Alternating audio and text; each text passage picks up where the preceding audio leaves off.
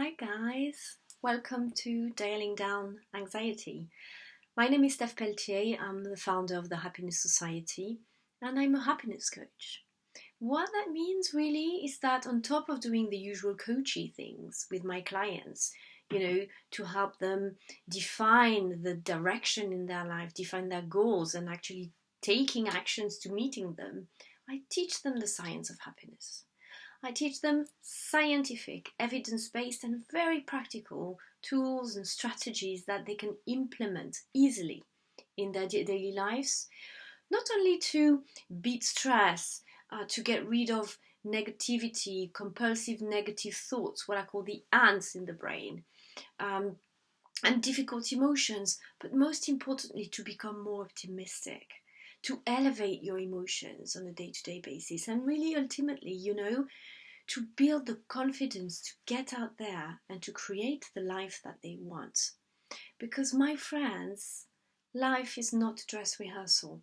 We've got one shot at these things. And science is giving us tools and strategies that are not complicated, that if we implement and if we take action, really contribute to our physical but also emotional well-being. So today the topic is anxiety because anxiety is going up the roof for many of us, especially if over the past 6 months it's increased dramatically. And I just want to take this opportunity to remove some stigma here. 50% of us throughout our life will experience at one point or another acute and distressing anxiety. It's okay. There is nothing wrong with you. Anxiety is a natural and survival mechanism of our nervous system. The issue is when our nervous system stays in that state for too long, anxiety starts becoming extremely distressing and really starts hurting our physical and our emotional well-being. So in this video, I'd like to share with you 4 things. First of all, I'm going to give you a really good understanding of what stress is, what anxiety is, because once you get that understanding, you will get the very strong belief, and rightly so, that anxiety is not a fatality. You can beat it. However it is that you feel today, there are lots of things that you can do and you can overcome it. Anxiety can become something of the past. And then I will share with you 3 practical tools that you can start practicing in your daily life to dial down this anxiety. So let me start with what is the stress response and what this anxiety business is all about. So the stress response is a survival mechanism of our brain. Our brain tips our nervous system into stress mode when it identifies that there might be death around the corner. In our brain, we have a sort of alarm system that scans the world 24/7, looking for threats and dangers to protect us. The only purpose of our brain is survival. It's not happiness and it's not fulfillment, unfortunately.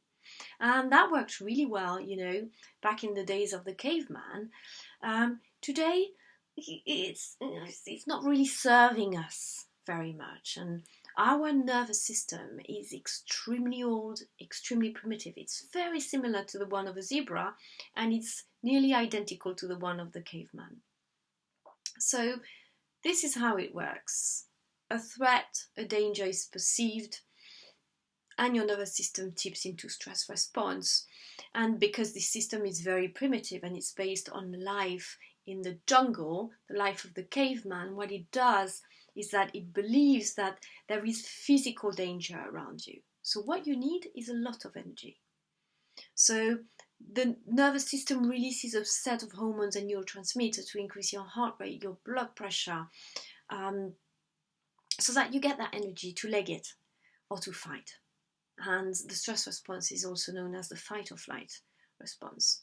And because we're talking about life and death here, in order to give you as much energy as possible, what this system does is that it also diverts all energy from the bodily functions that you don't need right now. So when you are in that stress response, energy is diverted from your digestive system, from your immune system. You're much more prone to catching a cold or a virus. I mean, let's face it, right now you need to save your life.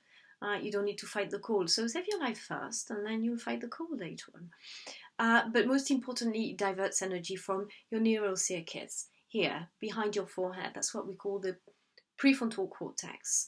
It's the executive part of the brain, the part of the brain that you use to see things clearly, to make sense of things, the part of the brain you need to get some clarity, to make decisions, to access your working memory. So when you're under stress, that's brain fog. That part of the brain is partly disconnected. This is why when people are under stress, they make silly mistakes. They are filled with self-doubt.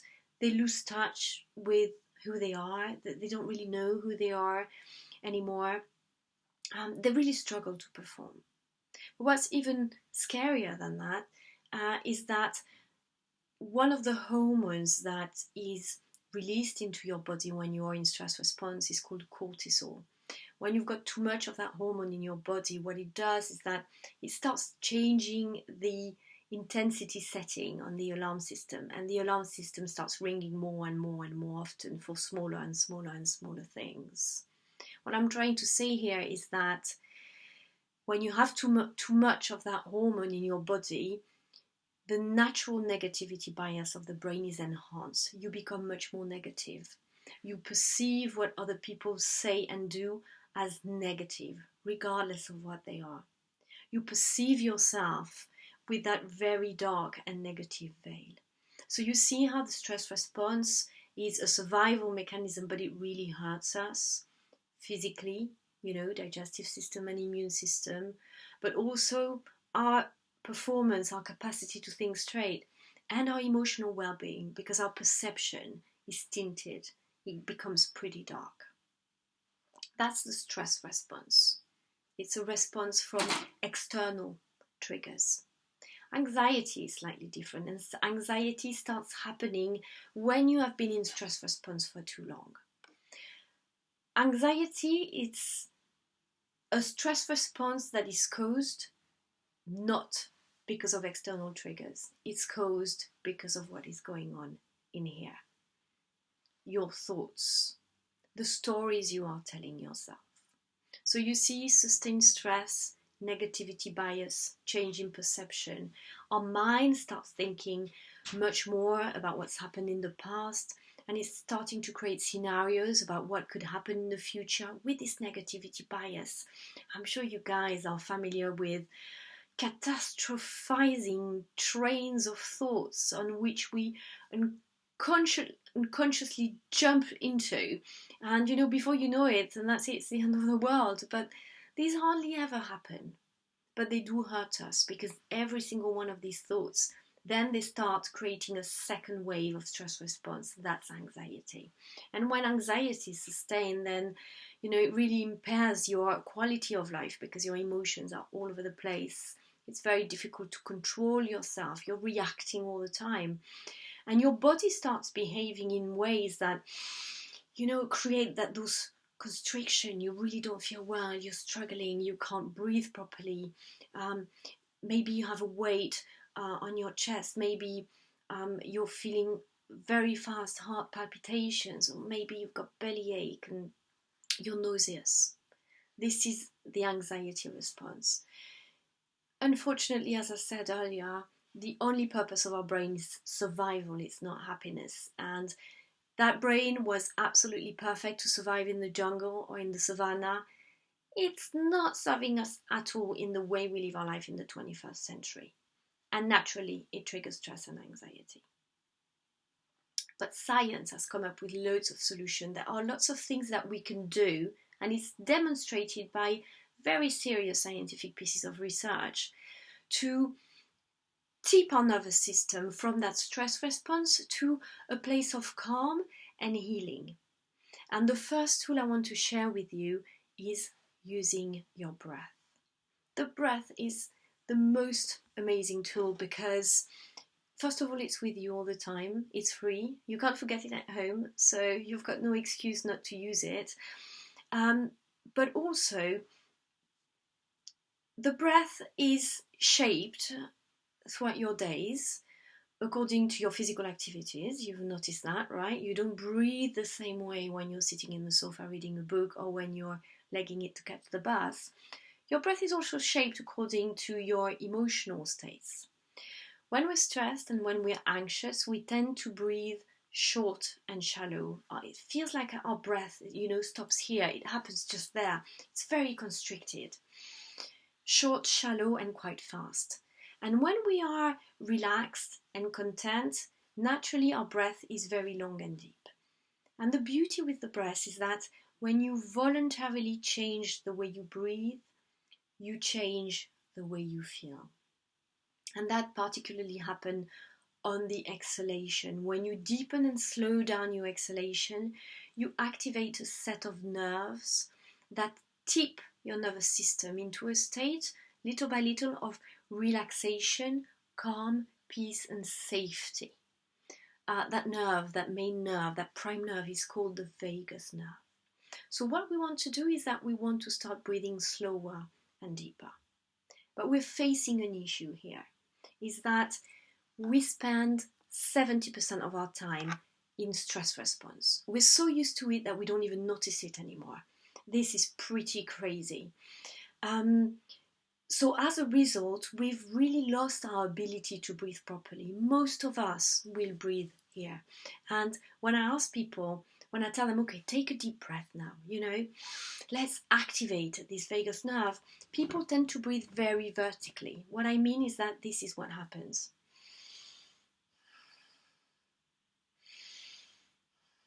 So to take a deep breath, you feel that you need to lift your upper chest and lift your shoulders. But this is not how we breathe, and this is not how our lungs are designed to breathe, and this is not how we feel the lungs entirely to deepen and slow down our breathing. The natural way to breathe properly is to use our diaphragm. Our lungs have no muscles whatsoever, and it's the diaphragm that sucks the air into the lungs and pushes the air out. When we breathe in, the diaphragm moves down and sucks the air into the lungs, so the belly expands. And when we breathe out, the diaphragm goes up and compresses the bottom of the lungs and the air comes out. The belly button comes closer to your spine. That's the proper way to breathe. It's called a belly breath or a horizontal way of breathing. So if I tell you now to take a deep breath, pay attention to your shoulders and really have the intention not to move them, nor your upper chest. And simply use the motion of your belly.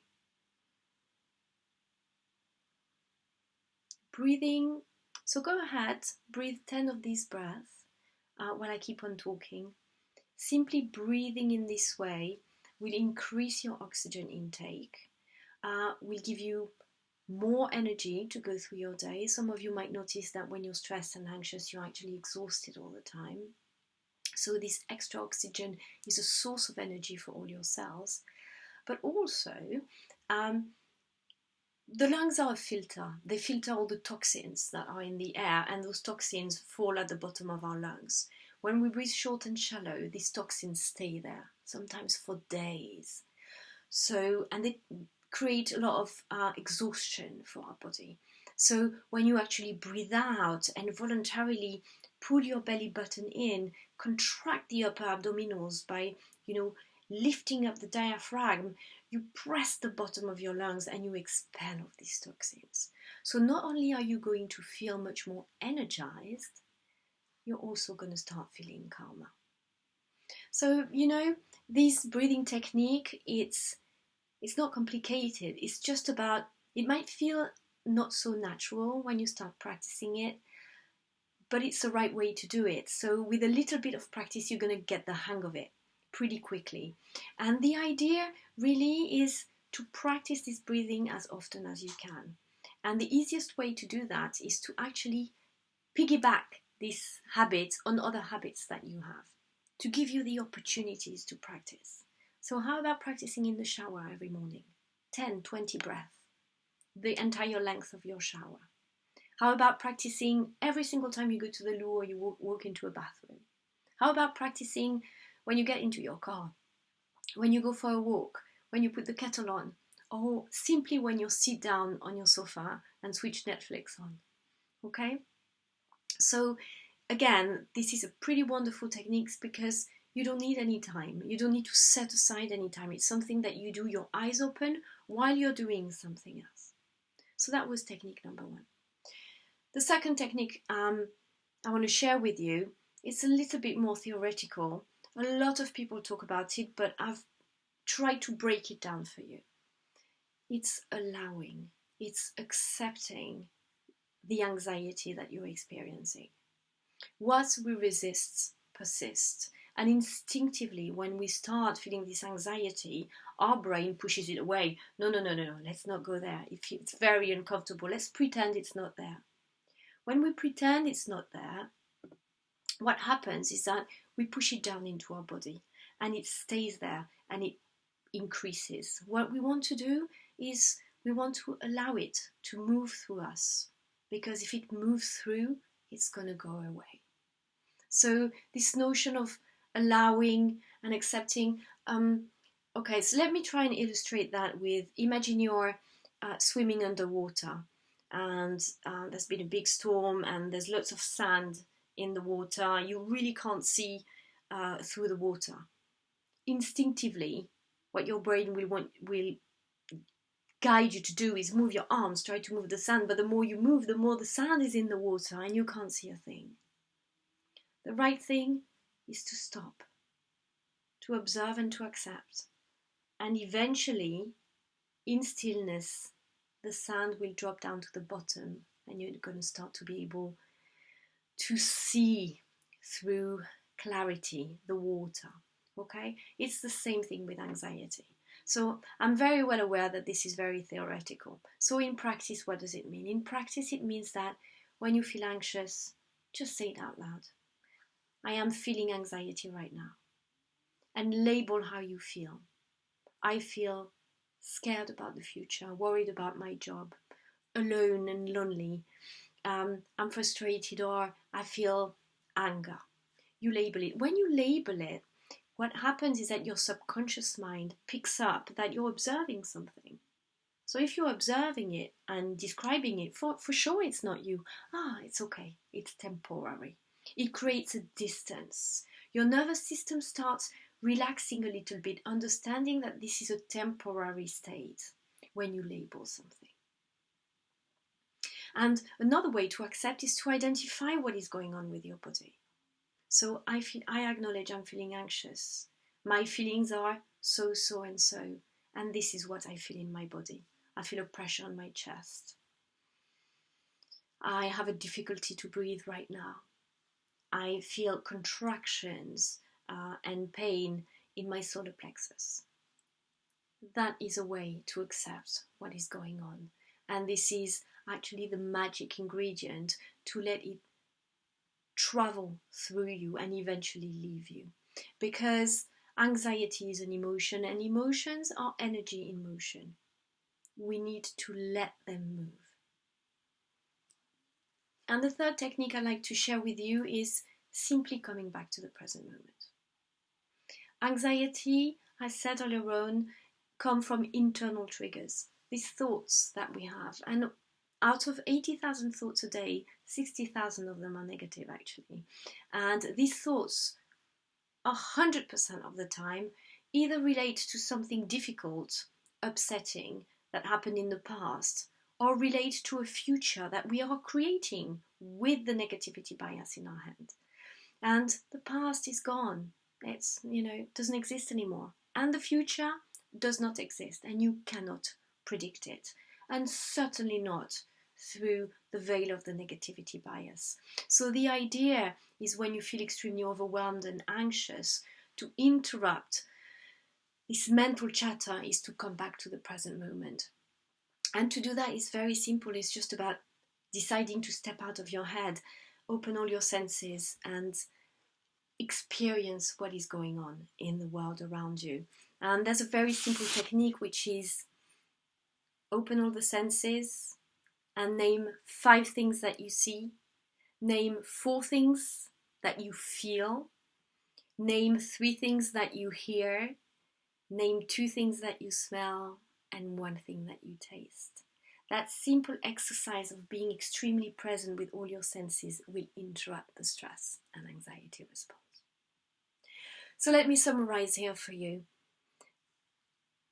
Anxiety is a normal survival mechanism of a very old and primitive brain and nervous system. It's okay to feel anxious. There are solutions to help you dial down anxiety and eventually entirely manage it.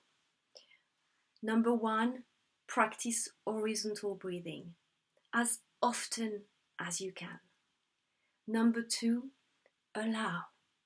welcome anxiety.